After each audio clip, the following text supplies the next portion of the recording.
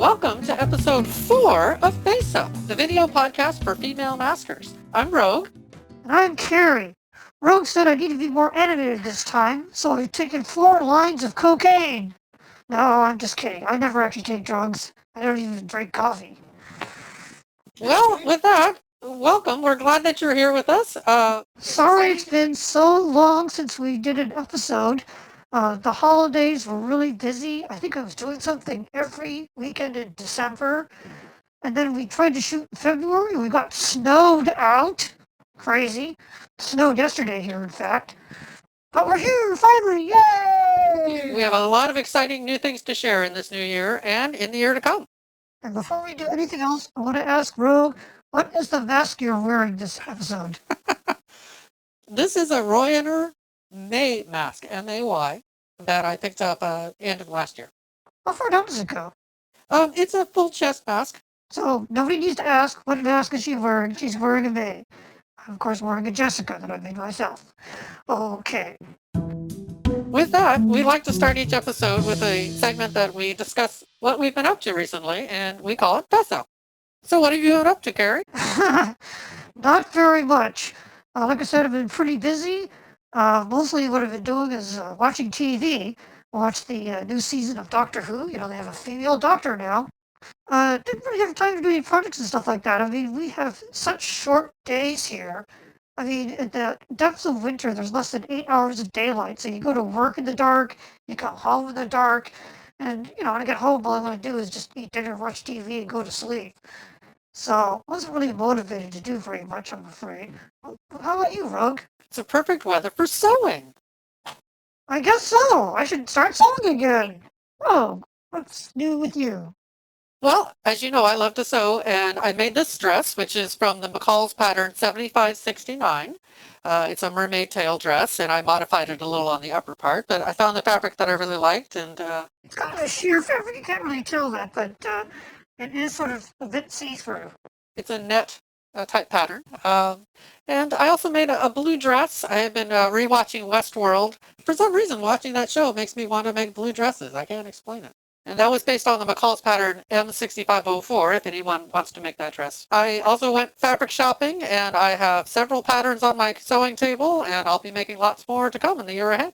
Ah, Rogue's got lots of plans here. So you'll get to see her outfits here, either stills or video, and I'll probably be wearing the same old crap, because I'm lazy! I like this outfit. It's a wonderful outfit that you put together this time. Oh, thank you. It was sort of inspired by the character Esme Frost on the Fox series The Gifted. There's 3 of them. They all wear identical clothes, and she has a different outfit for every episode.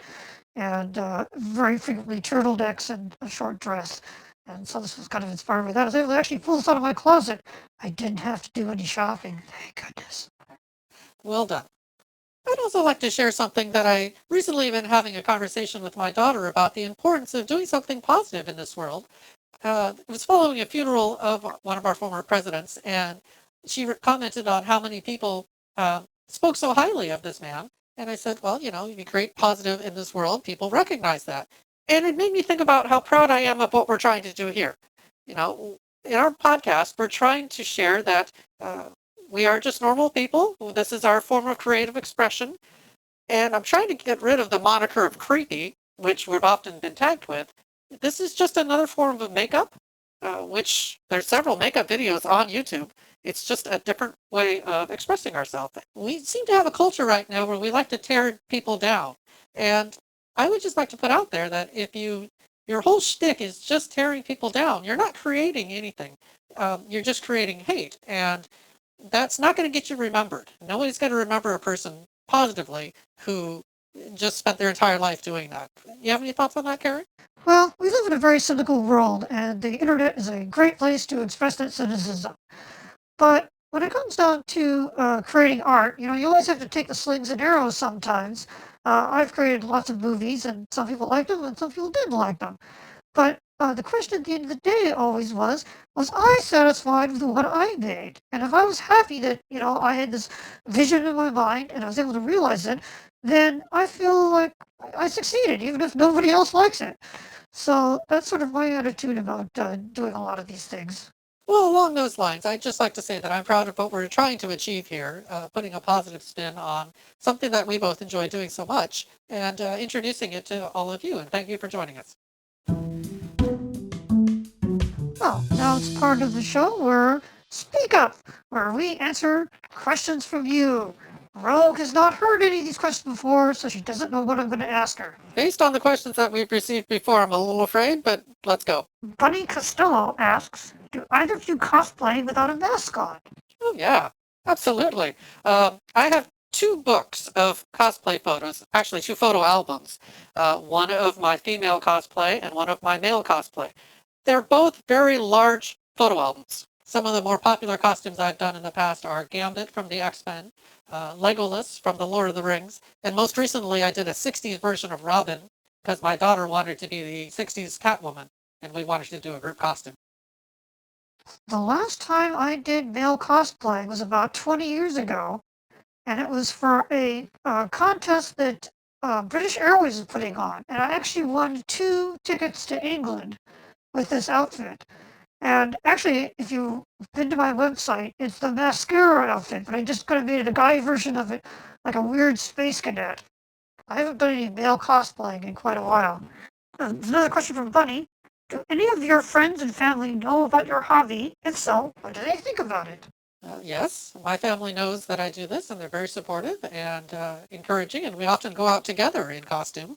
Uh, we recently went out to see the play Kinky Boots, and we were all dressed as females, and there was a large group of us. And in fact, some of the cast members came out after the show and really said that they appreciated that we showed up and were part of the fun. Are you doing drag or more kind of more casual? That was without a mask, actually. I wore the bodysuit, but that was just with makeup. Oh, okay. Yeah, my family, my wife definitely knows I'm doing masking. She knew that before I got married. She thinks it's weird, but it's fine with her. And my friends who are into costuming know that I do costuming, and they're all very cool about it. So, it's not a big deal. Senior YOLO asks, what is your favorite food? Okay. I have a weakness for tortilla chips. I can eat far too many of those if I'm left by my own. So I have to watch myself when it comes to tortilla chips. Fresh tortilla chips at a Mexican restaurant, I love them. But my favorite food is pizza. I love pizza. And anyone who knows me knows that I eat a tremendous amount of pizza in one sitting.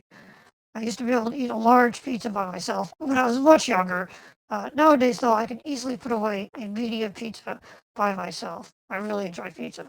Kimziumi Nikovitz Easy for you to say. is curious about, what is your regular day-to-day routine like? How often do you mask? Is it a lifestyle or more like a hobby? Do you wear them in public? In private? There is a joke in my family, and we quote it often. Cosplay is a lifestyle, not a hobby. If you look at our house, you would understand. That's probably true. I would say that. How about yourself? My day-to-day routine. Well, I get up, I get dressed, I go to work. I mean, I'm really the most boring, vanilla person you could possibly imagine. On the weekends, I like to get masked up and get on a webcam and chat with my friends and do that kind of stuff. Maybe make a video or take some stills and things like that. But I definitely would say it's kind of a hobby. I mean, it's also kind of a job, too. I mean, obviously, I make masks. I do not make masks wearing masks, though, because it's very messy. You've just ruined their illusion. They envision you there making masks while you're in costume. A good way to ruin a lot of masks. Susie Nails wants to know, I've been struggling to make ends meet now, and my Francesca mask kicked the bucket some time ago. So which other entry-level masks do you recommend buying? Interesting question. I know there's a Zagoni mask. It's a female mask. It's latex, but it includes hair, and I thought it was very attractive. It's a little bit more of a caricature in that the eyeballs are a little enlarged, the cheeks are a little enlarged, but it's a very attractive looking mask. Zagone. You can look that up online. You can see the manufacturer of those. They also sell them in several costume shops. Yeah, it's pretty amazing to me that you can walk into a costume shop and buy a female mask. As I famously said, I spent years looking for female masks and realized the only way I was going to get one is I had to make it myself. And that's how I got started, those many years ago. Masked Impossible wants us to do spy-oriented videos and double unmaskings. But mainly she wants to know, do you still have your own website? Because she remembers visiting yours a long time ago. Just please ask her if she could show off another costumes of different masks as the episodes go through the year. Well, I think you've been showing off a lot of stuff. I have shown off. I do have quite a few photos, and I love sharing with people in person. Uh, I've been more or less reluctant to create another website. I did shut that website down, and those photos aren't available anymore. Uh, all I can say is if we have an opportunity to meet in person, I will bring my photos and you'll see. Gotta see her in person, folks. What can I tell you? We had several comments about your Nuka Girl outfit last time, including Teletran1A says, I love Nuka Cola Costume Girl. I have played the Fallout series of games, and I have to say that you pulled it off magnificently. Patricia R says, wow, I love the Nuka Girl costume. And Kamala is like, great show again, Kerry Rogue. What a photo shoot at Gasworks Park. Well, thank you very much. I appreciate the nice comments. It was one of my favorite costumes from last year. We had a lot of fun doing that photo shoot, and yeah, I thought it came out pretty well too. So thank you. Thanks for your questions, everybody. You go in the comments below. If you ask us a burning question, we'll answer in the next show. And now, Rogue has a demonstration for us in a segment we call Makeup. Well, I'm excited to share that I recently purchased some silicone gloves from Royener online, and in fact, I've been wearing them this podcast. Did you notice? Ah, These are the actual silicone gloves. They go all the way up the arm. I last saw that they were online for $125, and I think that's an incredible price for what you're getting. When I bought them, they were $180, so they've even come down in price from that time. I originally found some latex female gloves when I'd been looking for something to cover up my arms for pictures, and I found some on a website for Algawa Studios. Those were made out of latex. The color was a little off. They were a little yellow. So with Kerry's help, I actually painted those, and we used them in that video, Day in the Life. If you go back and see that video, I'm wearing those latex gloves. They fit really well, and I was able to manipulate things very well with those. But the color was never right, and that paint actually chipped off over time. And because they're latex, they got stiff. So unfortunately, they were great for a little while, but they didn't have lasting value. A few years later, Sully's Mask came out with their version of a silicone glove, and those were nice as well, especially just looking at them. But when you put them on, the silicone was really thick, unfortunately, too thick.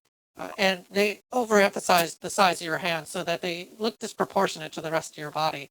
I did take some photos with them, but ultimately I haven't used them very much. I just don't think they look very attractive. And I really had a hard time manipulating anything with those because they were so thick. These ones are just about the right thickness. I'd love to see them just get a little bit thinner if possible, but they keep a lot of their detail this way. And I'm able to manipulate things pretty well wearing them.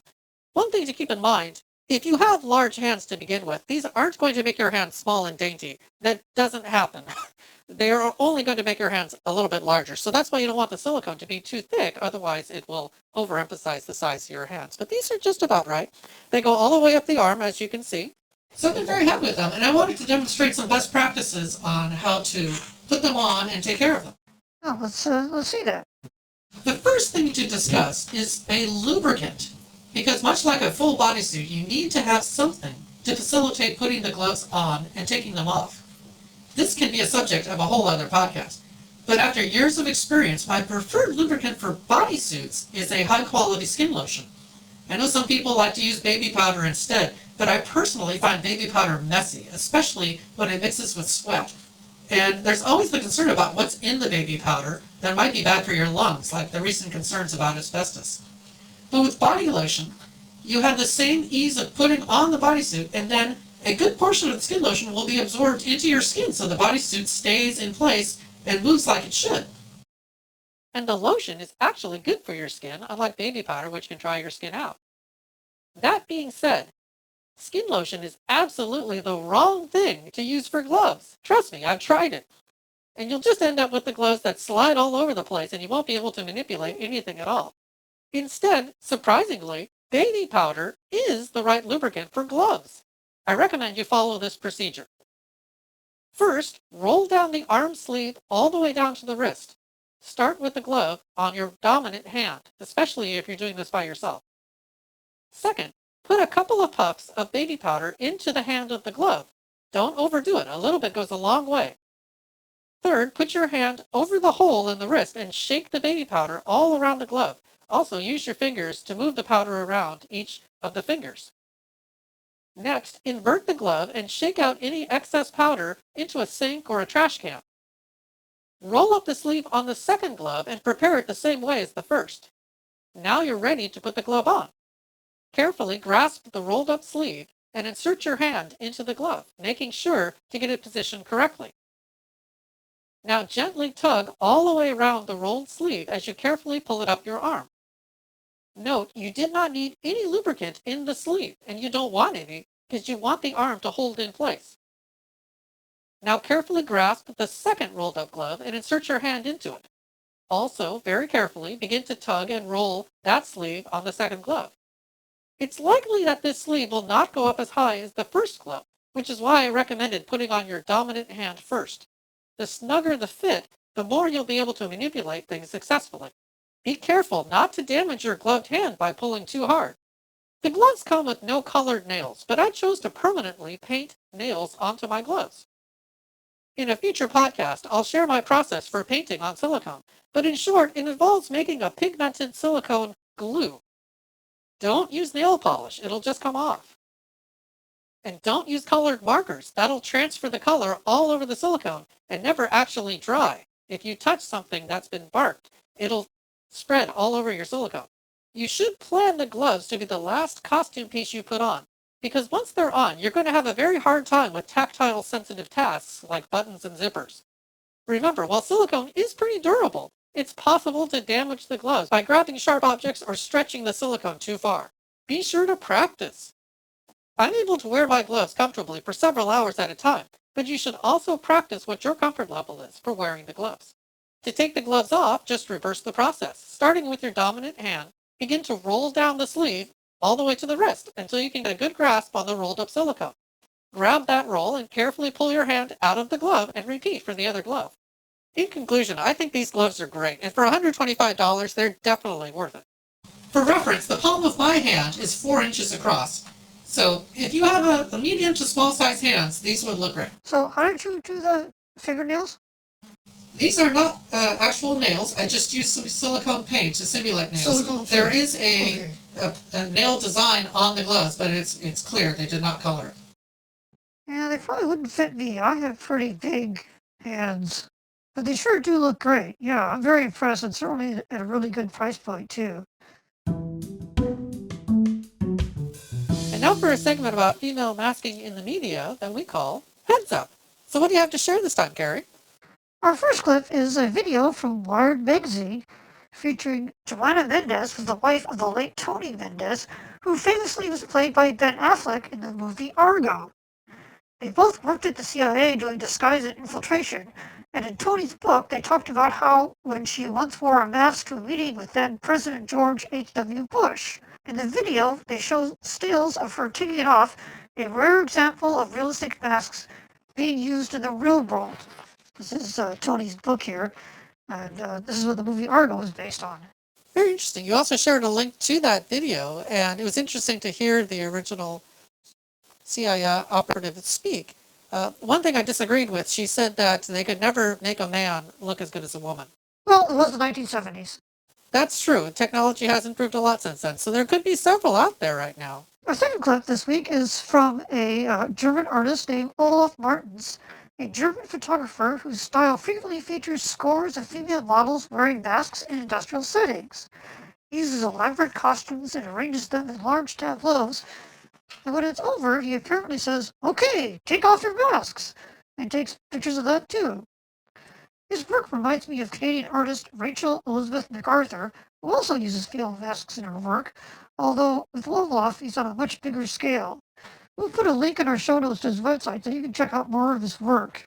Yeah, well, I certainly wish I had legions of models and access to industrial sites and could persuade them all to show up. Presumably they're getting paid wear these masks. They're all identical. I don't know what style they are or something he made.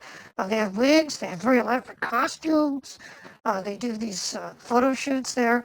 He obviously has a lot of resources, or maybe he gets grants or something like that. But it's very impressive work. It's striking, and I was going to ask you what you thought. Were those latex masks or silicone masks? I do latex. They probably were. They looked a little stiffer, so unless they were just stiff silicone, I think that they probably were latex. So what do you have for this week? Well, I've just been noticing that there are several people on YouTube now who have introduced themselves to female masking. They've come across different websites that are selling the masks and are bringing them to their video channels to share with their audience. We've seen both male and female presenters trying these masks just to see how they look and how they can change their appearance. And usually at first they kind of are a little shy about the idea, but once they put it on and they've added some makeup and had some fun with it, they realize they're a lot of fun, and that's what we're trying to share with you. This is just something that is a fun thing to do, and it's nice to see that the commenters on those videos also seem to be enjoying what these artists are doing. Well, the one in particular is the mother-daughter that I guess do makeup stuff. I guess they challenge each other. I've never actually watched one of their videos, but they both each put on a mask. I presume it comes from China. Spend 20 minutes doing their makeup and putting wigs on. I think they're just doing it because it's something different for them. I don't think they're really interested in masking intrinsically the way we are, but just a way of, showing another element of makeup and design. But I think by the end of the video, they have had a different understanding of the masks. Again, at first you think, oh, this is going to be just something that doesn't work at all. But by the end, they can look very good and seem to be enjoying being a different person. I just think the quantity and variety of masks hit a real peak in 2018. We hit kind of a critical mass, if you'll excuse the bad pun. And maybe from here we start seeing the quality improve and the number of options available also improve. I sort of think there would be more manufacturers. I never think masking is going to go mainstream, though. I think it's always going to be a very, very, very small niche. Time will tell. A lot of trends start in the club scene. What's the last one you can name? Well, different fashion trends, certainly. All the way back to Studio 54. People started the fashions by showing them off at the clubs, and then it became out in public. Okay, we'll see. And now one of our most popular segments, Show Up, where we recreate some movie or TV show. The one we're doing this time is pretty well known. Time yourself. How long does it take you to realize which movie we're doing? Here it is. How could I have been so careless? 1.21 gigawatts! Madam Curie, how am I supposed to generate that much power? It can't be done! It can't!